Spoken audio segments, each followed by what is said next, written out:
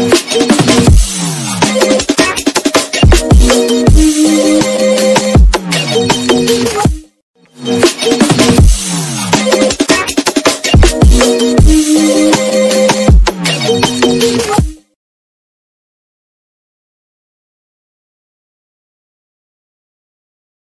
दोस्तों, कैसे हो? आपका स्वागत है त्रिपान स्टडी सेंटर में।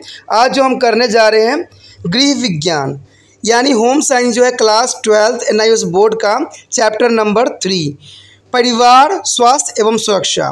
ये चैप्टर बहुत ही इंपॉर्टेंट है क्योंकि आपको समझ में आ गया होगा कि फैमिली हेल्थ और जो सेफ्टी फीचर के बारे में हमने जानना है। तो ये जो है 3rd चैप्टर है NIOS बोर्ड का +2 का, ठीक है। तो इसमें हम जानेंगे कि स्वास्थ्य क्या चीज़ है, स्वास्थ्य में हमें कैसे रखना चाहिए। फिर हम जानेंगे कि स्वास्थ्य का परिभाषा क्या होती है, ठीक है। WHO ने क्या इसका परिभाषा दिया है और इसके बारे में और भी जो है विस्तार पूर्वक और जानेंगे। लेकिन चैप्टर स्टार्ट करने से पहले एक बात जो मैं हमेशा कहता हूँ, जिसको आपको सोचना भी चाहिए, विचार भी करना चाहिए और अमल भी करना चाहिए, वो ये है कि जब भी वीडियो देखिए पूरा देखिए, क्योंकि अधूरा जानकारी सदैव खतरनाक होता है।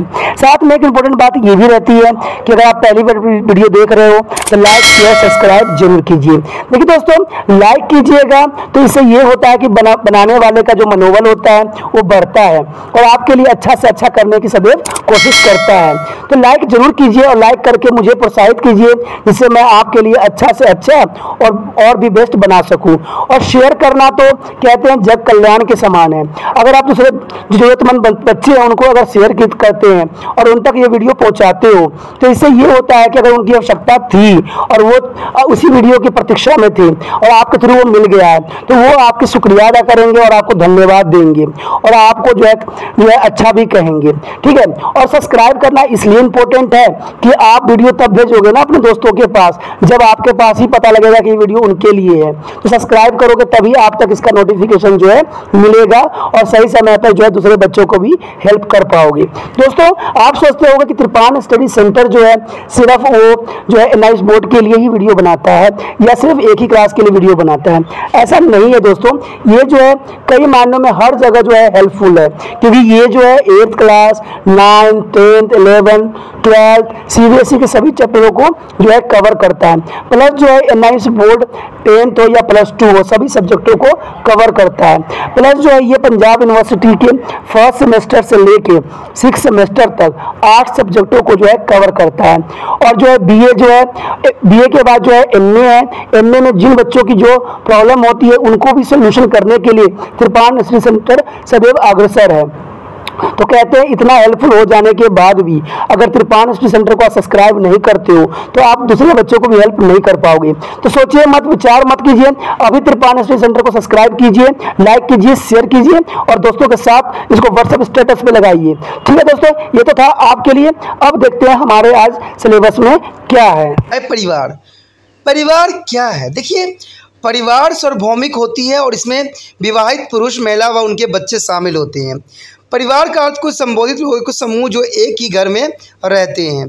परिवार के सदस्य परिवार का जन्म, विवाह और गोद लिए जाने में संबंधित होते हैं। इसे परिवार की 3 विशेषताएं पता चलती है। यह है दंपति के विवाह करके पति पत्नी की नैतिक दर्जा प्राप्त होता है और वो शारीरिक संबंध भी स्थापित करते हैं। दूसरा कार्य यही होता है कि परिवार का अर्थ इसके सभी सदस्यों के लिए एक ही आवासीय स्थान होना। निस्संदेह ऐसा भी देखा गया है कि कभी कभी परिवार के एक या एक से अधिक सदस्यों का अस्थायी रूप से काम के लिए घर से दूर भी रहना पड़ सकता है। उसी प्रकार माँ बाप, चाचा ताऊ और उनके बच्चे भी परिवार के हिस्सा हो सकते हैं। तीसरी बात यही होता है कि परिवार में न केवल विवाहित दंपति होते हैं बल्कि उनके बच्चे भी हैं। स्वयं ये दस्तक गोद लिए भी हो सकते हैं। अपने बच्चों को जो है दंपति जन्म देते हैं और दस्तक बच्चों को दंपति द्वारा कानूनी गोद भी लिए जाते हैं। इससे स्पष्ट होता है कि परिवार समाज की पहली संगठित इकाई है, ठीक है। तो इसमें जो है परिवार का क्या कार्य है, परिवार होती क्या है, यहाँ पर 3 बातों के साथ यहाँ पर पहलू दी गई है कि परिवार जो होता है एक दाम्पत्य जीवन होता है। दूसरा बात जो होती है उनका जो होता है यौन जो है यौन इच्छाएं पूरी होती है। तीसरी बात जो होती है उनके जो है परिवार और बच्चों को देखभाल करना होता है। तो परिवार का कार्य इन्हीं चीज़ों में सिमटा होता है। कहते हैं परिवार सिर्फ एक घर में रह के भी नहीं हो सकती है, कई व्यक्तियों को जो है घर से बाहर दूर दराज के क्षेत्रों में जाके व्यापार या रोजगार की तलाश भी करना पड़ता है। तो ये भी परिवार का हिस्सा होता है, लेकिन क्या अपनी जीविका चलाने के लिए वो जो होते हैं कुछ समय के लिए परिवार से दूर हो जाते हैं, कट जाते हैं। उसके पश्चात आता है कि परिवार के कार्य क्या हैं। ये बहुत ही महत्वपूर्ण क्वेश्चन है एग्जाम के व्यू से भी, और इसको आपको समझना भी बहुत ही इंपॉर्टेंट और सोच समझ के करना चाहिए। देखिए परिवार के कार्य क्या होता है, यह एक सुरक्षा प्रदान करता है, क्योंकि परिवार में रह के हम अपने आप को सुरक्षित महसूस करते हैं। निश्चित रूप से परिवार नवजात शिशुओं व बच्चों, किशोरों और बीमारों और बुजुर्गों की सबसे अच्छा देखभाल करता है, क्योंकि परिवार में अगर ये व्यक्ति ना हो तो शायद देखभाल किसी भी बच्चा हो या किशोर हो या बीमार या बुजुर्ग हो उनका देखभाल नहीं होता है, क्योंकि परिवार में ही सारे व्यक्ति होते हैं और सब एक दूसरे को सहायता करते हैं और सहयोग देते हैं। यह अपने सदस्यों को ऐसा भावनात्मक आधार देता है जो अन्यथा संभव नहीं है। इस प्रकार की भावना बच्चों के स्वास्थ्य विकास के लिए अपरिहार्य है। कहते हैं दरअसल परिवार एक प्राथमिक समूह है जो सदस्यों के बीच एक अंतरंगता व स्नेह के स्वतंत्र प्रदर्शन की आज्ञा भी देता है। तीसरी बात जो ये आती है कि यह अपने सदस्यों को शिक्षित करता है, जो पारिवारिक परिवेश में जीवन जीना सिखाता है। बच्चों को समाज के नियम भी सिखाए जाते हैं और यह भी कि अन्य लोगों के साथ किस प्रकार मेल जोल रखना है, वह बुजुर्गों के प्रति आदर व उनकी आज्ञा का पालन किस तरह से करना है। ये सारे बात जो है हम परिवार में ही सीखते हैं, ये परिवार का कार्य होती है। चौथी बात ये होती है कि यह आर्थिक सुरक्षा प्रदान करती है। देखिए परिवार तभी सुरक्षित होती है जब आर्थिक तौर से वो मजबूत होती है, और कहते हैं कि परिवार में एक व्यक्ति ने कई व्यक्ति कमाने वाले होते हैं। इससे क्या होता है कि आर्थिक सुरक्षा प्रदान हो जाती है। परिवार के प्रत्येक सदस्य आधारभूत जरूरत जैसे भोजन, आवास, कपड़ा उपलब्ध कराया जाता है। वह घर के कार्य व जिम्मेदारी में हाथ बटाते हैं। तो ये सारी चीज़ें जो है बहुत इंपॉर्टेंट हो जाती है। पांचवा बात जो है यहाँ पर ये आती है कि यह मनोरंजन का स्रोत भी है, परिवार प्रसन्नता का स्रोत भी हो सकता है, और जहाँ सभी सदस्य एक दूसरे से बातचीत करते हैं, खेल सकते हैं, वह विभिन्न गतिविधियां भी करते हैं। ये गतिविधियां घरेलू कार्य से लेकर त्यौहार या फिर जन्म, सगाई व विवाह आदि को भी हो सकते हैं। तो कहते हैं कि जो परिवार होता है एक तरह से मनोरंजन प्रदान करता है, ठीक है। उसके पश्चात जो है 6 पॉइंट यही बात दर्शाता है कि परिवार बच्चों को जो है सामाजिकरण का कार्य भी कराता है। कहते हैं माता पिता बच्चों को लोगों के साथ मिलजुल कर रहने और प्रेम करने, जिम्मेदारी, ज़रूरत के साथ मदद व जिम्मेदारी निभाकर पाठ भी पढ़ाते हैं। परिवार बच्चों में मनोवृत्तियाँ व मूल्य का पोषण भी कराते हैं, उनकी आदतों को भी प्रभावित करता है। परिवार में ही परंपरागत कौशल सिखाए जाते हैं। परिवार ही अपने स्नेह सदस्यों को स्कूल में औपचारिक शिक्षा के लिए भी तैयार करते हैं। तो कहते हैं कोई भी जो बच्चा है उसका प्राथमिक स्कूल जो होता है घर ही होता है, जहाँ पर वो बहुत सी छोटी छोटी बातों को सीखता है। तो परिवार जो है बच्चों के लिए एक स्कूल की तरह भी कार्य करता है और इसको प्राथमिक शिक्षा भी प्रदान करता है। उसके पश्चात जो 7 पॉइंट है यही दर्शाता है कि परिवार यौन संबंधी कार्य भी करता है, जो प्रत्येक प्राणी की जैविक आवश्यकता है। आप जानते हैं कि परिवार का अर्थ विवाह और उसी सभी समाज विवाह के बाद स्त्री पुरुष के बीच यौन संबंध को स्वीकृति देता है। कहते हैं देखिए विवाह जो कोई व्यक्ति इसलिए करता है यौन संतुष्टि की पूर्ति के लिए करता है। कहते हैं यौन संतुष्टि पूर्ति होती है तभी जब जाके जो है एक नया जीवन की उत्पत्ति भी होती है, और ये हर एक समाज में होता है। कहते हैं समाज जब विवाह होती है तो उनको जो है कानूनी तौर पर पति पत्नी को साथ में रहने का इजाज़त दे देती है। अगर किसी क्षेत्र में ऐसा ना होता है तो उसे कानूनी अपराध घोषित किया जाता है और उसको जो है परिजन की तरफ से जो है उसको स्वीकृति नहीं मिल पाती है। 8वां पॉइंट यही दर्शाता है कि विवाह पुरुषों व महिलाओं के शारीरिक संबंध के फलस्वरूप परिवार में प्रजनन का कार्य भी पूर्ण होती है। देखिए जब विवाह होता है तो विवाह के बाद जो है प्रजनन होती है, जब उन दोनों की यौन इच्छाएं पूर्ति होती है तो इससे जो होता है एक नया जीवन का उत्पत्ति होता है, यानी कह सकते हो कि एक नया जीवन का प्रजनन होता है और प्रजनन कार्य करने के लिए ही विवाह होती है। जन्म लेने वाले बच्चे समाज के भविष्य के सदस्य होते हैं, क्योंकि आगे चल के वही जो होते हैं समाज का भविष्य बनते हैं और उनके भविष्य पर ही समाज जो है निर्धारित होती है। आप अपने परिवार के देख कर बताइए कि उपरोक्त सभी कार्य पूरे हो रहे हैं या नहीं। उसका उत्तर शायद हाँ ही होगा, क्योंकि आपने देखा ही होगा कि कुछ परिवार छोटे भी होते हैं तो कुछ बहुत बड़े भी होते हैं। बिल्कुल सही आपने समझ सकते हो कि हमारे परिवार आसपास कितने प्रकार के परिवार हो सकते हैं, इसके बारे में जानना जरूरी है। तो परिवार कितने प्रकार के होते हैं, चलिए देखते हैं। परिवार के प्रकार। देखिए दोस्तों, परिवार जो होता है दो प्रकार के होता है। एक संयुक्त परिवार होता है, एक एकल परिवार होता है। यानी कह सकते हो कि एक न्यूक्लियर फैमिली होती है, ठीक है, और एक दो जो होती है जिसमें सारे परिवार सब रहते हैं। तो इसमें आप सिंपली लैंग्वेज में देख सकते हो कि संयुक्त परिवार और एकल परिवार। तो इसमें बहुत इंपॉर्टेंट होता है। इसमें हमारे देश में कई इकाई के रूप में परिवार का बहुत महत्व माना जाता है। भारतीय परिवार बहुधा स्थित व बाल केंद्रित होते हैं। आइए जानते हैं कि दोनों संयुक्त एवं तथा एकल परिवार में क्या क्या विशेषता है और इसमें क्या अलग बात होती है। कहते हैं सबसे पहले संयुक्त परिवार आता है। कहते हैं कुछ एकल परिवार से मिलाकर बनता है और परिणाम स्वरूप यह काफ़ी बड़ा होता है। यह पति पत्नी, उसकी अविवाहित लड़कियों, विवाहित लड़के, उनकी पत्नी व बच्चे से मिलकर बनता है। यह एक या एक दो पीढ़ियों के लोगों को साथ समूह है जो साथ रहते हैं। यानी आप कह सकते हो कि संयुक्त जो परिवार होती है उसमें एक पीढ़ी नहीं रहती, तीन तीन पीढ़ी जो होती है निवास करती है। जैसे दादा दादी हो गए, माता पिता हो गए, बच्चे हो गए। तो ये तीनों परिवार यानी तीन पीढ़ियाँ जो होती है एक ही छत पे एक ही साथ निवास करती है। तो इसको हम कह सकते हैं संयुक्त परिवार। तो संयुक्त परिवार का अगर कभी डेफिनेशन भी आ जाए तो आप यही वर्ड लिखिएगा, तो एग्जामिनर जो है सही अंक आपको देगा। जैसा कि आप इस चित्र में भी देख सकते हो, जहाँ पर दादा दादी को भी दर्शाया गया है और माता पिता को दर्शाया गया है और उनके बच्चों को दर्शाया गया है और उनके भी छोटे छोटे बच्चे हैं। तो इस तरह से देख सकते हो इसमें 1 2 3 4 जनरेशन जो है इसमें निवास कर रही है। तो इस तरह से जो है 4 जनरेशन एक साथ निवास करना ही संयुक्त परिवार कहलाता है। अब सबसे पहली बात तो यही आता है कि संयुक्त परिवार की क्या विशेषता होती है। तो इसमें सबसे पहली बात तो यही आती है कि सभी सदस्य एक ही छत के नीचे रहते हैं, ठीक है। सभी सदस्यों की साझी रसोई होती है, यानी एक ही जो है रसोई में सारे के लिए भोजन जो है तैयार किया जाता है।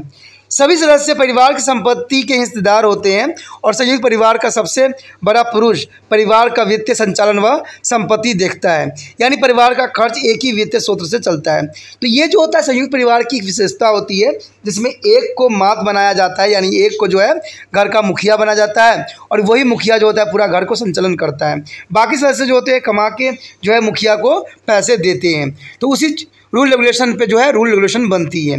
कहते हैं सभी सदस्य पारिवारिक घटनाएं, त्यौहार व धार्मिक उत्सव में एक साथ शामिल होते हैं और एक साथ ही उसको बहुत ही जो है खुशनुमा जीवन से मनाते हैं। 5वां पॉइंट यही दर्शाता है कि परिवार की बेटियां शादी के बाद अपने पति के घर चली जाती हैं, जबकि बेटे घर में ही अपने पत्नियों व बच्चों के साथ रहती है। 6वां पॉइंट यही दर्शाता है कि संयुक्त परिवार में निर्णय घर के सबसे बड़े पुरुष सदस्य द्वारा लिए जाते हैं। घर की सबसे बड़ी महिलाएं भी निर्णय लेने के कार्य कर सकती है, परंतु अप्रत्यक्ष रूप से। कहते हैं आज का समाज जो होता है दोस्तों वो है पुरुष प्रधान समाज, तो यहाँ पुरुषों की ही बहुत काफ़ी चलती है, लेकिन ऐसा भी नहीं है। कहते हैं कहीं कहीं जो मात्र परिवार भी है जहाँ पर महिलाओं को भी चलती है, इसमें कोई दो राय नहीं है। कहते हैं परंपरागत रूप से संयुक्त परिवार ही हमारे समाज में पाए जाते थे। अब परिवर्तन आ रहा है विशेषकर शहरी क्षेत्र में, परंतु व्यापारी रूप कृषि प्रधान घरों में अभी भी जो है संयुक्त परिवार की प्रथा जारी है। अब हम आगे जो है संयुक्त परिवार के कई लाभ हैं, तो लाभ के बारे में यहाँ पढ़ेंगे। कहते हैं यह परिवार सदस्यों को मिलनसार बनाता है। देखिए लाभ सबसे इम्पोर्टेंट यही रहता है कि परिवार को मिलनसार बनाता है। काम विशेषकर कृषि कार्य को बांट कर किया जा सकता है। यह परिवार में बूढ़े, असहाय व बेरोजगारी की देखभाल भी करता है। यानी कहते हैं ऐसे परिवार में रहने से किसी तरह की समस्या नहीं आती है। क्योंकि सभी व्यक्ति जो है एक दूसरे को सहयोग प्रदान करते हैं। उसके पश्चात जो है छोटे बच्चों का लालन पालन भली भांति भी हो पाती है, विशेषकर जब दोनों माता पिता कामकाजी हों। क्योंकि संयुक्त परिवार में जो होते इतने परिवार सदस्य होते हैं, सब जो है बच्चों को अच्छे देखभाल भी कर सकते हैं। कहते हैं माता या पिता की मृत्यु हो जाने पर बच्चों को संयुक्त परिवार में पूरा भावनात्मक व आर्थिक सहायता भी मिल जाती है। कहते हैं संयुक्त परिवार में आर्थिक सुरक्षा अधिक रहती है। अब संयुक्त परिवार की कुछ समस्याएं भी उत्पन्न होती है, तो समस्या का जानना भी हमारा जो है फ़र्ज़ है। कहते हैं पहली समस्या तो यही आती है, कभी कभी महिलाओं को कम सम्मान दिया जाता है। तो ये बात भी यहाँ पर इम्पोर्टेंट आती है कि महिलाओं को इसमें कम सम्मान प्राप्त होती है। अक्सर सदस्य के बीच संपत्ति को लेकर या किसी व्यापार को लेकर विवाद उठ खड़े होते हैं, तो ये चीज़ें समस्या थोड़ी बन जाती है। कुछ महिलाओं को घर का सारा काम करना पड़ता है, उनके अपना व्यक्तित्व निखारने के लिए बहुत कम समय व अवसर मिलता है। तो संयुक्त परिवार का थोड़ा सा ये भी प्रॉब्लम आती है कि वो लोग क्या करते हैं, एक ही महिला जो होती है सारी घर को संभाल लेती है और बाकी महिला जो है अपने आप को अलग कर लेती है। तो दोस्तों ऐसे में संयुक्त परिवार का चलना शायद संभव न हो पाए। उसके पश्चात जो होता है एकल परिवार। देखिए साधारण ये एक छोटी इकाई है जिसमें पति पत्नी व उसके अविवाहित बच्चे रहते हैं। कभी कभार पति का अविवाहित भाई व बहन भी उनके साथ रह सकते हैं, तब एक विस्तृत परिवार होगा। एकल परिवार में रहने में क्या लाभ है, देखिए जैसे आप चित्र में भी देख सकते हो कि इसमें माता पिता है और उनके बच्चे हैं, तो इसको एकल परिवार के नाम से जाना जाता है। कहते हैं इसके लाभ क्या होते हैं। एकल परिवार के सदस्य साधारणतः अधिक आत्मनिर्भर होते हैं और वो आत्मविश्वास भरे हुए व किसी भी काम में पहले करने में सक्षम होते हैं, तो ये बात यहाँ पर विशिष्ट रहती है। दूसरा कि एकल परिवार में बच्चों को स्वयं निर्णय लेने के लिए उत्साहित किया जाता है, जिससे उनका आत्मविश्वास बढ़ता है। तीसरी बात यही आती है कि सदस्यों के बीच गहरा भावनात्मक लगाव विकसित होता है। ऐसा अधिक एकांत व आपसी मेल मिलाप के अवसर मिलने के कारण संभव होता है, जो एकल परिवार में भली भांति उपलब्ध होते हैं। ऐसा देखा गया है कि जहाँ कोई समाज अधिक औद्योगिक व शहरी बन जाता है, वहाँ एकल परिवार होने का संभावना भी बढ़ जाता है। बड़े बड़े शहरों में एकल परिवार की अधिकता एक प्रमुख कारण आवासीय समस्या है। बड़े परिवार को रहने के लिए जगह भी ज़्यादा चाहिए। यदि परिवार को सुविधाएं ढंग से रहना हो तो उनके पास एकल परिवार में रहने के अलावा और कोई चारा नहीं बच जाता। अब एकल परिवार की कोई समस्या है तो समस्या भी जानना हमारे लिए उतना ही ज़रूरी है जितना लाभ। कहते हैं इनकी सबसे पहली समस्या तो यही आती है कि एकल परिवार में नवविवाहित दंपति को किसी बुजुर्ग का सहारा नहीं होता है, उन्हें सलाह देने के लिए कोई भी अनुभवी व्यक्ति उपलब्ध नहीं होता है, तो ये बहुत बड़ी समस्या उत्पन्न होती है। दूसरी बात तो यही आता है जब माता पिता दोनों ही कामकाजी हों तो बच्चों की देखरेख के लिए कोई नहीं रहता और इससे जो है बच्चे जो है गलत रास्तों पे और गलत संगति के बीच फंस जाते हैं। बुरे समय में परिवार कोई आर्थिक व भावनात्मक सहारा नहीं रहता है, क्योंकि कहते हैं ना अलग रहने से यही होता है कि कोई आपका सहारा नहीं बन पाता है। कहते हैं एकल परिवार में सामंजस्य मिलजुल कर काम करना व सहयोग के मूल्य मुश्किल से ही सीखने को मिलता है। तो एकल परिवार जो है ऐसा तो होना नहीं चाहिए, लेकिन क्या कहें जो आधुनिक युग की जो है आज ज़रूरत बन के रह गई है। उसके पश्चात आता था बदलता पारिवारिक परिवेश। यानी बदलता पारिवारिक परिवेश का मतलब यही होता है कि आज के समय में जो है सब कुछ बदलता जा रहा है, सारे लोग जो है अपने अपने जीवन को निभाए जा रहे हैं। और कहते हैं इसमें कौन पिसता है, ये तो आपको भी पता है कि इसमें माता पिता है या बुज़ुर्ग लोग ही पिसते हैं, जिन पे अपने बच्चे भी उनके साथ छूट जाते हैं। कहते जैसे कि हम पहले ही बता चुके हैं कि औद्योगिकरण में परिवार में कई बदलाव आए हैं। परिणाम से परिवार के सदस्य की भूमिका व जिम्मेदारियां भी बदल आया है। अब तक एक परंपरावादी परिवार में बेटा ही परिवार के व्यवसाय या पेशे का संभाला करता था। पिता या पुरुष सदस्य ही धन कमाते थे और घर से बाहर कार्य के लिए जिम्मेदार होते थे। अब महिला घर व बच्चों की देखभाल करती थी, ये पुराने समय की परंपरा थी। लेकिन आज बच्चे लड़के लड़कियां अधिक शिक्षित हैं और उनके पास नौकरियां के बेहतर अवसर भी हैं। उन्हें अनंत काम करने के लिए घर छोड़ दिए हैं। अक्सर वे ग्रामीण अंचलों व कस्बों में बड़े शहरों में काम के लिए जाते हैं। इसके परिणाम स्वरूप भी एकल परिवार की संख्या बढ़ी है। छोटे परिवार के कारण जीवन की आवश्यकताएं भी बदल रही है। उदाहरण के लिए उनकी राशन की ज़रूरतें संयुक्त परिवार की अपेक्षा कम होती है। अकेले होने के कारण महिलाओं को घर व बाहर दोनों की जिम्मेदारी का निर्वहन करना पड़ता है। पुरुषों को भी घर के काम जैसे बच्चों की देखभाल आदि में हाथ बढ़ाना पड़ता है। कभी कभी महिलाएं घर से बाहर जाकर नौकरियां भी करती हैं। वे पैसा कमाने या घर और बच्चों की देखभाल की दोहरी जिम्मेदारी भी निभा रही है। बच्चों को अधिकतम आत्मनिर्भर बनाना पड़ता है, साथ ही घर की कुछ जिम्मेदारियां में भी हाथ बढ़ाना पड़ता है। तो इस तरह से जो है एकल परिवार में महिलाओं की जिम्मेदारी जो है हद से अधिक बढ़ गई है, क्योंकि एकल परिवार जो होती है कुछ इसी तरह से अपेक्षा भी करती है। कहते हैं पारिवारिक जीवन जो पहले पुरुष प्रधान था, जहां पत्नी व बच्चों के कुछ ही अधिकार थे जो आज अपनी राय का व्यक्त नहीं कर सकते थे, अब बदल रहा है। एक आधुनिक घर में महिलाओं को बहुत अधिक स्वतंत्रता व सामाजिक महत्ता प्राप्त है। बच्चों को भी अपने अधिकार हैं, उनकी रुचियां व इच्छाओं का सम्मान भी किया जाना चाहिए। कहते हैं पारिवारिक मसलों पर वे अपनी राय देने में भी सक्षम होते हैं।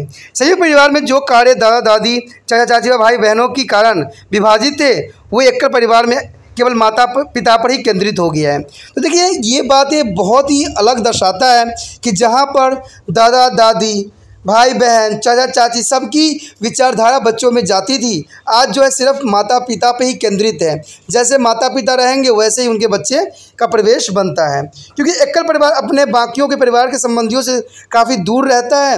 अंत पड़ोसी, सहकर्मी, मित्र आदि बहुत महत्वपूर्ण बन जाते हैं। परिवार सदस्यों के स्वयं को उनके अनुरूप ढालने की आवश्यकता अनुभव की जाती है। कहते हैं इसका आगे जो पॉइंट है, स्वास्थ्य की कल्पना। देखिए स्वास्थ्य आखिर क्या है, स्वास्थ्य के बारे में जानना भी हमारा जो है दायित्व है। कहते हैं क्या आप स्वास्थ्य की परिभाषा दे सकते हैं? जी हाँ, ठीक बात है। यह है कि स्वास्थ्य का अर्थ है रोगों से मुक्त होना या रहना, लेकिन यह परिभाषा अधूरी है। विश्व स्वास्थ्य संगठन के अनुसार, देखिए ये क्वेश्चन जो है हमेशा एग्जामिनर का फेवरेट रहा है कि विश्व स्वास्थ्य संगठन के अनुसार स्वास्थ्य का क्या परिभाषा है। तो ये आप ध्यान में रखिएगा कि विश्व स्वास्थ्य संगठन ने यानी WHO ने इसका परिभाषा जो दिया है वो दिया है कि स्वास्थ्य शारीरिक, मानसिक व सामाजिक रूप से स्वस्थ रहने की अवस्था है, न कि केवल शरीर में रोग की अनुपस्थिति मात्र। यानी आप याद रखना कि स्वास्थ्य का अर्थ है शारीरिक, मानसिक, सामाजिक रूप से अगर आप स्वस्थ हो तभी आप स्वस्थ कहलाओगे।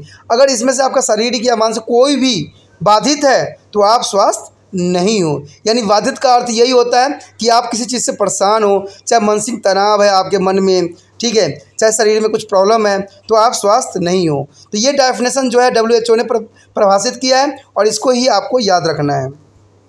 इसका अर्थ क्या है? देखिए स्वस्थ रहने का मतलब शरीर रूप से ठीक होना, मानसिक शांति, प्रयत्न और चिंताओं से रहित होना, व्यक्ति लोग से मेल जोल रख सके, समाज के लोगों से संपर्क करने में आत्मविश्वास से भरपूर हो, दूसरे की सहायता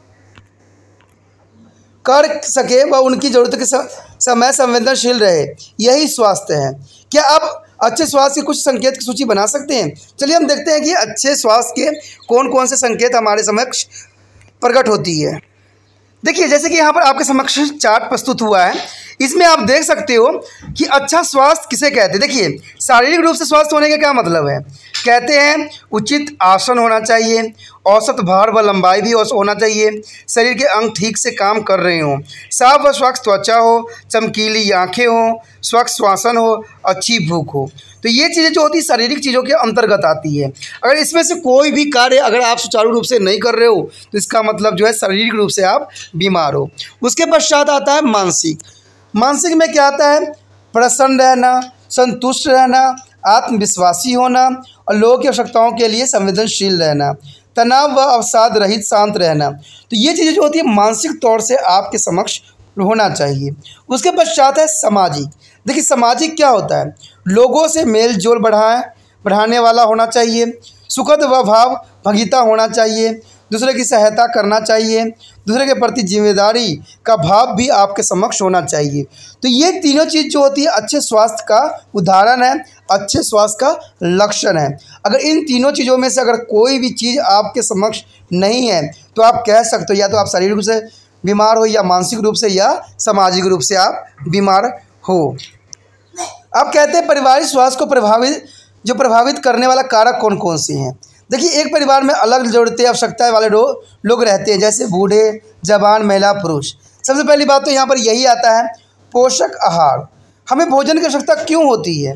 हमें भोजन की ज़रूरत होती है ताकि हमें ऊर्जा प्राप्त हो, मांसपेशी व हड्डी बन सके और अपने शरीर के रोगों से बचा सके। हमें संतुलित आहार खाना चाहिए, जिसका अर्थ होता है कि हमारे भोजन में, देखिए स्वास्थ्य संतुलित आहार का परिभाषा क्या है दोस्तों? ये बहुत ही इंपॉर्टेंट क्वेश्चन है कि संतुलित आहार किसे कहते हैं। तो संतुलित आहार यही होता है कि हमारे भोजन में कार्बोहाइड्रेट, प्रोटीन, वसा, विटामिन, खनिज सही मात्रा में मौजूद हो, उसे हम कहते हैं संतुलित आहार। ठीक है, एक संतुलित आहार का आप एग्जाम्पल दे सकते हो? सोचिए, ठीक है, और मुझे कमेंट जरूर करना कि अच्छे स्वास्थ्य रहने के लिए यानी जिसमें कार्बोहाइड्रेट, प्रोटीन, वसा, विटामिन, खनिज उचित मात्रा में उपलब्ध हो, उसमें कौन सा चीज़ है। अगर आप सच्ची में इसको देख रहे हो तो ज़रूर मुझे कमेंट करना कि जो है इसमें कौन चीज़ है जिसको संतुलित आहार कहा जाता है। ऐसा कौन पदार्थ हम ले जिससे हमें पूरे चीज़ों की आवश्यकता पूरा हो जाए। तो सोचिएगा नहीं, ज़रूर मुझे कमेंट कीजिएगा और मुझे प्रोत्साहित कीजिएगा। जो बच्चे कमेंट प्रोत्साहित नहीं करेंगे समझूंगा कि वो अच्छे से याद नहीं कर रहे हैं और वो सिर्फ अपना टाइम पास कर रहे हैं। ठीक है, तो मुझे संतुलित आहार का ज़रूर मुझे जो है कमेंट कीजिएगा क्या नाम है। ठीक है, एक बढ़ते बच्चों को अधिक प्रोटीन की, एक व्यास को अधिक कार्बोहाइड्रेट की आवश्यकता होती है क्योंकि वह अधिक कार्य करते हैं।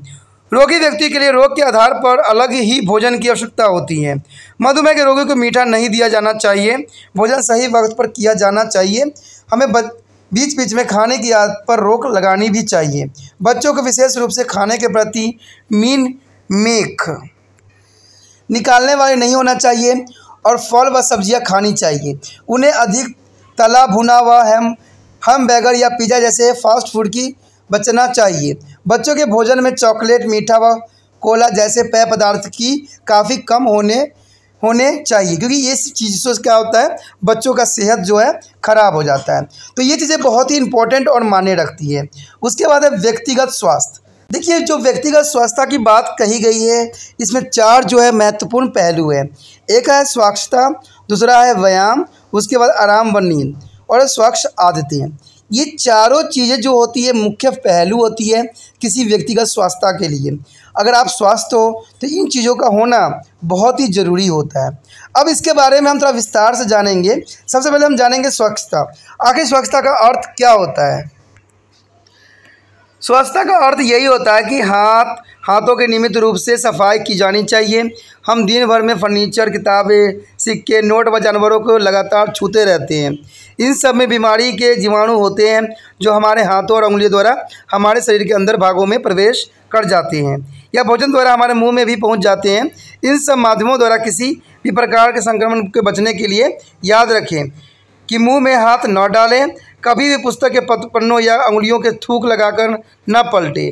बन ही नोटों को इस प्रकार न गिने। तो ये चीज़ें जो होती है अच्छी आदतें। कहते हैं होठों के बीच नोट या किसी चीज़ को पकड़ना या भी अधिक खतरनाक होता है। शौचालय जाने के बाद हाथों को हमेशा साबुन या राख से धोएं, न कि मिट्टी से। उसके पश्चात आता है भोजन से पहले व बाद में हाथ धोने की भारतीय संस्कृति एक अच्छी आदत है जिसे भुलाना नहीं चाहिए। यद्यपि हाथ मिलाना आधुनिकता की निशानी मानी जाती है, परंतु यह जीवाणुओं के आदान प्रदान का सबसे अच्छा स्रोत भी माना जाता है। त्वचा जो होती है, अपनी त्वचा को स्वस्थ बनाए रखने के लिए नियत दिन स्नान करना चाहिए क्योंकि नियत स्नान से ही हम त्वचा को साफ सुथरा बना सकते हैं। इसमें आता है कि त्वचा को स्वच्छ व जीवाणु रहित बनाए रखना चाहिए। पसीने से उत्पन्न दुर्गंध को दूर सदैव कर देना चाहिए। त्वचा को पैरों को खुला रखता है। अंत वस्तुओं का नियंत्रण बदलने बाद सीधे नाक साफ करने के लिए रुमाल, नैपकिन का भी प्रयोग करें। उसके पश्चात आता है बालों को भी नियत प्रति कंघी करें या नियमित धुलाई करके बालों को स्वच्छ रखें।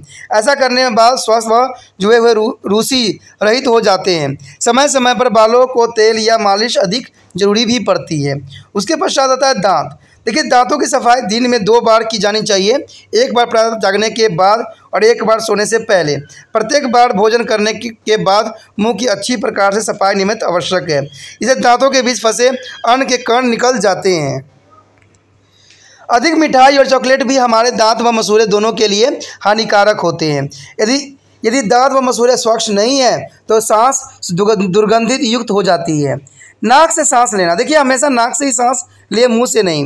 आपकी नाक अंदर जाती है, वायु में से धूल व कंटक जो है कीटाणुओं को छान देती है और इस प्रकार आपको कई तरह से बीमारी से भी बच जाते हैं। इसलिए सदैव ही नाक से सांस ले, कभी भी मुंह से सांस लेने की आवश्यकता नहीं होनी चाहिए। आँखों को दिन में 2 या 3 बार साफ किया जाना चाहिए, अन्यथा जो सफ़ेद पीली गंदगी आँखों के कोने पर चिपक जाती है। और परिवार में कभी भी एक दूसरे को तौलिए का प्रयोग न करें। कभी कभी सभी सदस्यों द्वारा एक ही जो है सलाई से काजल लगाने पर भी आँखों में संक्रमण हो सकता है। उसके पश्चात है कान। ये कानों को भी स्वच्छ रखना चाहिए। यदि आप अपने कानों के प्रतिदिन सफाई नहीं करते तो आप देखेंगे कि कान के अंदर मैल जम रही है। कान के अंदर की मोम नर्म और मुलायम फेरेरी द्वारा ही साफ की जानी चाहिए। अपने कानों की सफाई के लिए कभी भी नुकीली चीज़ों का इस्तेमाल ना करें। उसके पश्चात आता है नाखून। प्राकृतिक नाखून जो है उंगलियों की दक्षता बढ़ाने के लिए उनमें नाखून बनाए हैं ताकि हम वस्तु को अच्छी प्रकार पकड़ सकें, वह प्रयोग कर सकें। हमारे नाखून हमारी व्यक्तिगत सुंदरता को भी निशानी है, परंतु लंबे व बिना तराशे हुए नाखून में मैल व जीवाणु एकत्र हो जाते हैं। अंततः हमेशा अपने नाखून को स्वच्छ रखें एवं नियमित रूप से इन्हें काटते भी रहें। उसके पश्चात आता है हमारा व्यायाम। कहते हैं सभी आयु वर्ग के लिए कुछ न कुछ व्यायाम अत्यंत आवश्यक है। बच्चे, किशोर और जवानों को इसकी विशेष तौर पर आवश्यकता रहती है। शरीर व्यायाम से रक्त संचार बढ़ता है, परिणाम स्वरूप शरीर के प्रत्येक को विकास के लिए आवश्यक ऑक्सीजन भी प्राप्त हो जाती है। व्यायाम कई प्रकार के होते हैं, ठीक है। तेज सैर करने या पैदल चलना, दौड़ना, एरोबिक्स व योग इत्यादि, ये सारे व्यायाम के ही रूप होते हैं। कबड्डी, खो खो, फुटबॉल, हॉकी और इसी प्रकार के अन्य तेज रफ्तार वाले खेल भी एक तरह का व्यायाम ही होते हैं। कहते हैं कुश्ती, दंड बैठक, जूडो व कराटे इत्यादि जो होते हैं एक तरह का जो है एक्सरसाइज होते हैं। बुजुर्ग व्यक्तियों को चुस्त बने रहने के लिए हल्की चहलकदमी और योग आसन आदि बहुत अच्छे व्यायाम माना जा सकता है। उसके पश्चात है आसन। देखिए शरीर का उचित आसन अच्छे प्रभावशाली व्यक्ति के लिए बहुत ही महत्वपूर्ण माना जाता है। आप जानते ही हैं कि आसन का अर्थ है व्यक्ति किस प्रकार से उठता, बैठता, चलता या कार्य करता है। आपको भी अपनी पीठ सीधे करके कंधे तान कर बैठना या उठना चाहिए, ये बहुत ही ज़रूरी हो जाती है। उसके पश्चात है आराम व नींद। कहते हैं दिन भर आपको काफ़ी काम करने पड़ते हैं, जो फलस्वरूप आपकी मांसपेशियाँ थक सी जाती है और इसी प्रकार आपका मस्तिष्क भी थक जाता है, क्योंकि आप पढ़ते, लिखते व अन्य कई मानसिक गतिविधियों में भी विलुप्त रहते हैं। कुछ समय का विश्राम व रात की नींद आपको अलग दिन के लिए पुण्य तरोताज़ा कर देती है। नींद से न केवल थके हुए मानसिक व बल्कि थकी हुई मांसपेशियों को भी आराम मिल जाती है। कितना सोना चाहिए, ये बहुत ही गंभीर समस्या है, तो इस आदतों को भी पूरा किया जा सकता है। कहते हैं बहुत छोटे बच्चों को लगभग पूरा दिन ही सोते रहते हैं, तो ये कोई बुराई नहीं होता है। जो वयस्क होते हैं उनके लिए 6 से 7 घंटा का जो नींद है पर्याप्त माना जाता है। ठीक है दोस्तों जी, ये बहुत ज़रूरी बात हो जाती है कि 6 से 7 घंटा जो है वयस्कों के लिए बहुत ज़रूरी है। जिस कमरे में आप सोते हैं उसे खूब हवादार होना चाहिए। इस कमरे को शोर से दूर होना आवश्यक होता है, इससे जो होता है आपको नींद अच्छी तरह से आ जाता है। उसके पश्चात स्वच्छ आदतें। आपको स्वयं में स्वच्छ आदतों की भी विकास करना चाहिए। इन आदतों में से कुछ जो है प्रमुख आदतें जो है अभी समझेंगे। पहली आदत तो यही होती है कि भोजन नियमित समय पर करें, यानी भोजन का एक समय निश्चित होना जरूरी है। नियमित समय पर सोएं, प्रतिदिन शौच के लिए जाएं, हो सके तो प्रातःकाल सबसे उपयुक्त माना जाता है। किसी भी प्रकार के मादक पदार्थों को जो है लोभन में न पाए। इसी प्रकार पान, तम्बाकू व पान मसाला भी ना खाएं और शराब से भी दूर रहें। देखिए दोस्तों, मादक पदार्थों को जो है कभी भी सेवन करने के लिए जो है उचित नहीं माना गया है। मादक पदार्थ का जो है कई जगहों पर दवाइयों में उपयोग होता ज़रूर है, लेकिन मादक पदार्थ जो है अधिक मात्रा में लेने से आपके जो है कई तरह के नुकसान आपको हो सकता है। उसके पश्चात कहते हैं सार्वजनिक स्थानों व सड़कों पर थूके नहीं, मल मूत्र का त्याग न करें, सभी शौचालय का भी बिना गंदा किए हुए प्रयोग करें। आपको देखा ही हो गया आप कि बाहर चले जाओगे तो लोग यहाँ वहाँ थूकते रहते हैं, ठीक है, और कहीं भी जो है अपना मल मूत्र त्याग देते हैं। तो ये चीज़ें जो है गंदी आदतों में से ही मानी जाती है और इसे न जाने इससे क्या होता है, हमारा व्यक्तित्व तो खराब होता ही होता है, प्लस हम जिस देश में रहते हैं वहाँ का जो है वहाँ भी जो है हम अपने आप को गलत रिप्रेजेंट कर जाते हैं। उसके पश्चात जो हमारा है स्वच्छता अपने आसपास की। देखिए स्वच्छता का अर्थ अपने आसपास के स्थानों को गंदा होने से बचाना होता है। ऐसी कौन सी चीज़ें हैं जो आपकी वातावरण को गंदा करती है, तो ये देखना बहुत ज़रूरी है। हमारे घर की गंदगी, देखिए रसोई का कचरा जो होती है बहुत ही जो है इसको निपटारा करना बहुत ज़रूरी होता है। फल व सब्जियों के छिलके होते हैं, कभी कभी फेंका गया बासी भोजन भी हो सकता है। बर्तनों की धोबन भी ज़रूरी होता है। स्नान गृह की निकास की पानी, मानव मलमूत्र सुविधा होने पर यह साधारणतः जो है सीवर लाइन में जाता है और या गड्ढेदार सूखे शौचालय में डाल दिया जाता है। कहते हैं जानबूझकर मारे गए चूहे या तितलियों के रूप में कुछ रद्दी कागज़, रद्दी पैकिंग के थैले या टीन, यदि बगीचा है तो पौधों का कचरा, तो ये सारी चीज़ें बहुत ही रह जाता है, इंपॉर्टेंट बनती है। उसके बाद सड़कों व गलियों की कचरा, सड़कों किनारों के वृक्ष की पत्तियाँ व चिड़ियों की जो बीट होती है, जानवरों का मूल मूत्र जो होता है, गाय भैंस जो गली के कुत्ते का मल मूत्र, कभी कभार लोग अपने पालतू कुत्तों के सार्वजनिक स्थानों पर जो है मल मूत्र कराने छोड़ देते हैं, जो कि गलत होता है। कभी कभार जो है मूत्र पशुओं जैसे बिल्ली, कुत्ते व मवेशी आदि खुले स्थान पर फेंक दिया जाता है। कहते हैं जानबूझ कर फेंके गए घरेलू कूड़ा भी बहुत बड़ा संकट होता है। आपने देखा ही होगा अपने घर के आसपास, आप शहरों में भी रहते हो, जहाँ मर्जी रहते हो, कचरा क्या करते हैं, अपने घर के आसपास ही कहीं ढेर लगा रहे होते हैं। और वो कचरा के जो होते हैं, कीड़े मकोड़े जो होते हैं, मच्छर होते हैं, मक्खी होते हैं, उसी कूड़े करकट पे बैठते हैं, फिर आके आपके भोजन में बैठते हैं और आपके भोजन को क्या करते हैं, दूषित करते हैं। तो ऐसा काम क्यों हम करते हैं कि कचरे के जो होता है रोडों पे, आसपास क्षेत्रों में फेंक देते हैं। देखिए दोस्तों, ये कोई बड़ी बात नहीं है। आप किसी भी क्षेत्र में चले जाओ, कहीं भी क्षेत्र में चले जाओ, आपको ऐसे दृश्य देखना एक आम सी बात बन गई है। तो ऐसे जानबूझ के जो है फेंके घरेलू कचरा जो है नहीं फेंकना चाहिए। इससे जो होता है हमारा वातावरण के साथ हमारा समाज भी गंदा हो जाता है और हमारा देश का जो है रिप्रेजेंटेशन भी खराब प्रतीत होता है। उसके बाद स्कूल के अंदर का कचरा, देखिए घर के कचरे की सभी चीज़ें, यहाँ तक रसोई का कचरा भी स्कूल के कचरे में आता है। सब स्कूल में कैंटीन व अन्य प्रकार की कोई जलपान गृह व्यवस्था जरूर होता है। आपके आसपास गंदगी हो तो क्या होता है, यदि आपके आसपास जगह गंदी हो और उसमें सारी गली वस्तुएं बिखरी हो, तो नालियां बंद हो, गंदा पानी आसपास के गड्ढे में भरा हो तो दुर्गंध आती है। ऐसे स्थान देखने में भी गंदे लगते हैं और इसके अतिरिक्त इन स्थानों में कीड़े मकोड़े व बीमारी पैदा करने वाले जीवाणु भी पनपते रहते हैं। ऐसे स्थानों में रहने वाले लोग बहुत हैजा, पीलिया, मलेरिया, तपेदिक आदि रोगों से सदैव शिकार बने रहते हैं। तो ऐसा बीमारी होना एक स्वाभाविक रूप है, क्योंकि आप जो होते हो गंदे आसपास फेंक के अपने बीमारी को ही निमंत्रण देते हो। उसके पश्चात है मौसम और कपड़े। देखिए, मौसम के अनुसार कपड़े पहनना भी अच्छे स्वास्थ्य के लिए महत्वपूर्ण है। आप जानते ही हैं कि कपड़े आपको अत्यधिक सर्दी व गर्मी से बचाते हैं। इसके अतिरिक्त कपड़ों को स्वच्छ होना चाहिए, अन्यथा आपको त्वचा संबंधी समस्याएं भी उत्पन्न हो सकती हैं। गर्मियों में सूती कपड़े त्वचा के आराम पहुंचाते हैं, क्योंकि ये पसीने की सोख कर जल्दी ही सूख जाते हैं और शरीर को सूखा व ठंडा रखते हैं। ऊनी वस्त्र आपको गर्म रखते हैं और सर्दियों में आपको सर्दी से भी बचाते हैं। तो ये बहुत ही इम्पोर्टेंट होता है कि मौसम के समान जो है हमें कपड़े धारण करने की आवश्यकता होती है। उसके पश्चात है सुरक्षा की संकल्पना। कहते हैं सुरक्षा का अर्थ जीवन की सुरक्षा से है। सुरक्षा शारीरिक व मनोवैज्ञानिक भी हो सकती है। आप जानते हैं कि शरीर सुरक्षा शरीर व उसकी प्रतिक्रिया की सुरक्षा है। इसका स्वास्थ्य से सीधा संबंध है। जब आपके आसपास की वायु प्रदूषित हो या आपको पीने का पानी या भोजन संक्रमित हो, तब आप बीमार पड़ सकते हैं। यदि फर्श अत्यंत चिकना हो तो छत पर मुंडेर न हो, तब आप गिर कर घायल भी हो सकते हैं।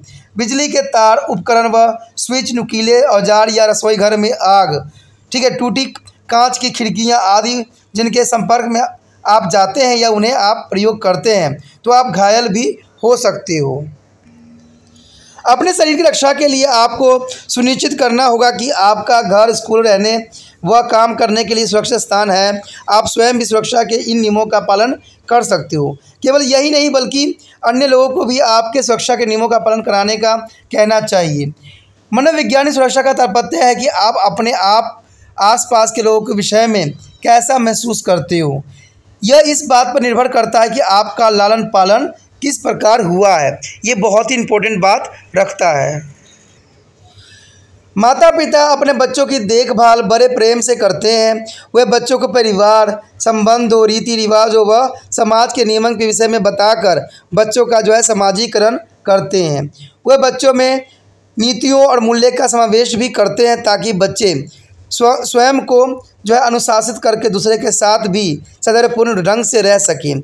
जब बच्चे ऐसे वातावरण में रहते हैं तो भावनात्मक रूप से दृढ़, संतुष्टि और सामाजिक रूप से दूसरे के साथ अच्छा व्यवहार करने में समर्थ हो जाते हैं। वे सबका सम्मान भी करते हैं और वह स्वयं के विषय में भी सकारात्मक सोच भी रखते हैं। वह किसी भी संभावित घटना का सामना करने को सदैव ही तैयार रहते हैं, चाहे वह सफलता हो या असफलता। यदि वह सफलता होते हैं तो जानते हैं कि उसके परिवार वाले उनके साथ अवश्य देंगे। आजकल कई शहरों में एकल परिवार में दोनों माता पिता कामकाजी हैं। इन घरों के बच्चे स्कूल से आकर घर को खाली पाते हैं और 3-4 घंटे तक स्वयं ही अपनी देखभाल करते हैं। ऐसे समय पर बड़े और बच्चों के बीच संपर्क महत्वपूर्ण होता है और यह जो है संपर्क टेलीफोन या किसी अच्छे पड़ोसी के माध्यम से भी हो सकता है, अन्यथा बच्चे बिगड़ सकते हैं और भटक भी सकते हैं गलत रास्तों पे। जब माता पिता घर पर हो, चाहे वो कामकाजी हो या गैर कामकाजी, वे बच्चों के साथ काफ़ी समय बिताते हैं, ये आवश्यक भी है। इस बीच वह बच्चे से दिन भर की बातें सुन सकते हैं, वह देख सकते हैं और कि उन्हें अपना गृह कार्य किया या फिर उन्हें अपने अलग दिन के लिए या किसी परीक्षा आदि के लिए भी तैयार की आवश्यकता हो तो नहीं। माता पिता बच्चे को अपने दिलचस्प अनुभव व घटनाओं के विषय में भी बता सकते हैं।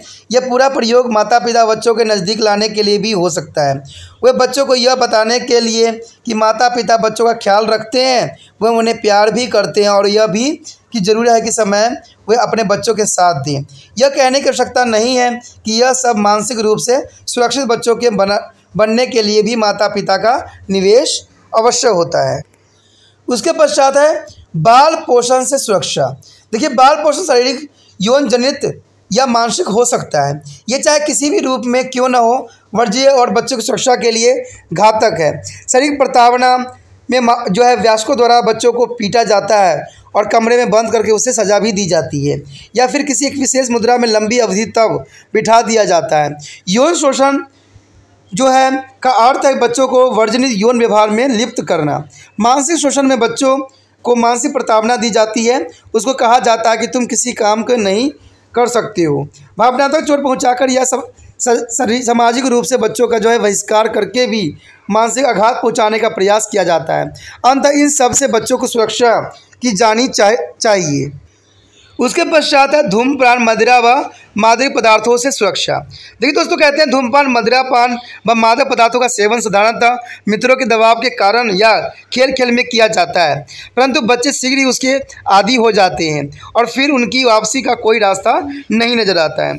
जब कोई धूम्रपान करता हो तो वो कार्बन मोनोऑक्साइड और निकोटीन सांस से भीतर लेता है और ये दोनों ही श्वसन तंत्र के लिए हानिकारक सिद्ध होता है। इससे मुख और फेफड़े का कैंसर भी हो सकता है। मदिरापान से ध्वनि कठोर हो जाती है, जिससे दिल का दौरा भी पड़ सकता है। यदि चिकित्सा के जो निर्देश अनुसार औषधि ली जाए तब वे लाभदायक जो है होती है। जैसे कि उपचार खत्म हो जाए, इनका सेवन रोक दिया जाना चाहिए, परंतु कोकीन व कैफीन आदि मादक पदार्थों का लगातार प्रयोग व्यसन बन जाता है, जो आगे चलकर खतरनाक भी सिद्ध होता है। कहते हैं मदिरापान, धूम्रपान, औषधि की आदत हो छुड़ाना अत्यंत कठिन है, परंतु इसके लिए यदि कठिन प्रयास किए जाएं और परियोजना के साथ व सहारा हो तो यह संभव ही है कि वो जो है बच्चे त्याग दें। उसके पश्चात है घर और सुरक्षा। देखिए, कई बार लोगों के साथ घर के अंदर की दुर्घटना घट जाती है। लोग गिरकर या जलकर स्वयं को घायल कर लेते हैं। बच्चे कई बार घर पर रहते हुए किसी विषाक्त पदार्थ को भी पी लेते हैं, जैसे कीटनाशक, अम्ल आदि। सबसे अधिक गंभीर खतरा तो आग से होता है। किसी कमरे में खराब हीटर आदि के कारण आग लग सकती है। कई बार सिगरेट से भी भीषण आग लग जाती है। बिजली के खराब तारों के कारण भी कई बार आग लग जाती है। इससे झटका भी लग सकती है। ये सब बातें जो है हमारे लिए बहुत विशिष्ट है, क्योंकि हम यहाँ पर स्वास्थ्य, सुरक्षा और हमने हर चीज़ की बातों को जो है बहुत ही गंभीरता के साथ समझा है और जाना है। और हमने एकल परिवार, संयुक्त परिवार के बारे में भी जाना है, इसका कार्य, इसका लाभ, हानि, हर बातें पढ़े हैं। तो कह सकते हो कि ये चैप्टर जो है काफ़ी हद तक जो है हमारे व्यक्तित्व को निखारने में भी जो है महत्वपूर्ण योगदान देता है।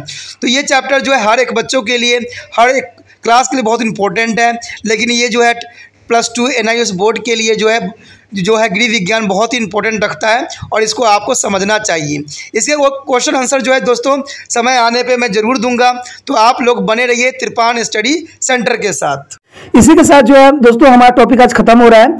ठीक है, अगर आपको अच्छा लगा तो लाइक, शेयर, सब्सक्राइब जरूर कीजिए। अगर पहली बार अगर आप वीडियो देख रहे हो, पहली बार मेरे चैनल पे आए हो, तो सब्सक्राइब करना आपका फर्ज बन जाता है। सब्सक्राइब करने से ये होगा कि जो भी मैं आप क्लास के रिगार्डिंग कोई भी वीडियो डालूंगा उसका नोटिफिकेशन जो है समय समय पर आपको प्राप्त होता रहेगा। अगर सब्सक्राइब नहीं कीजिएगा, अगर आप दोबारा से त्रिपाण स्टडी सेंटर पर आने की कोशिश कीजिएगा तो वहां पर आप त्रिपाण लिखिएगा तो जो है वो त्रिपस कर देगा, ठीक है। जो आप गूगल पर सर्च करेंगे त्रिपस कर देगा, जिससे वजह से आप जो है मेरे वीडियो का जो है फायदा नहीं उठा पाओगे।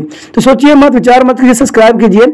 आप सोचते होइएगा कि मेरे जो एग्जाम खत्म हो जाने के मेरा क्या जरूरत है त्रिपाण स्टडी सेंटर से, ठीक है, तो इसलिए सब्सक्राइब नहीं करने का सोचिएगा। लेकिन दोस्तों ऐसा नहीं है, त्रिपाण स्टडी सेंटर जो है बहुत हेल्पफुल है। क्यों? क्योंकि ये जो है आपके 8th class 9th 10th 11th 12th जो आर्ट्स के सब्जेक्ट को कवर करता ही है, प्लस जो है ये NISU बोर्ड के जो है 10th +2 को भी कवर करता है। साथ में BA जो है फर्स्ट ईयर से लेकर 6 सेमेस्टर तक बच्चों के लिए ये अग्रसर रहेगा आर्ट्स सब्जेक्ट में। तो सोचिए नहीं, विचार नहीं कीजिए, काफी जो है त्रिपाण स्टडी सेंटर का फायदा ही फायदा है, ठीक है। अगर आप मुझे प्रोत्साहित करोगे तो आपके लिए मैं तरह तरह के वीडियो बनाऊंगा जो आपको फायदा पहुंचाएगा। एग्जाम के तौर पे मैं आपको जो है पेपर भी आपको सोल्यूशन करके दिखाऊंगा जो आपके लिए फायदेमंद रहेगा। अगर नहीं सब्सक्राइब कीजिएगा, मेरा मनोबल घटेगा, तो हो सकता है कि आपको फिर दोबारा मैं नया वीडियो बनाऊं और आपको फायदा ना पहुंचाऊं। तो अभी भी नहीं सोचिए, मेरा जितना आप फैलाइएगा, जितने दूसरे बच्चों के साथ शेयर कीजिएगा, उतना जो है मैं आपके लिए कार्य करने में अग्रसर रहूंगा, ठीक है दोस्तों। इसलिए सोचिए मत, विचार मत कीजिए, अभी सब्सक्राइब कीजिए और अपने व्हाट्सएप स्टेटस पे लगाइए और दूसरे बच्चों के साथ भी शेयर कीजिए, ठीक है दोस्तों। अपना ध्यान रखना, बाय।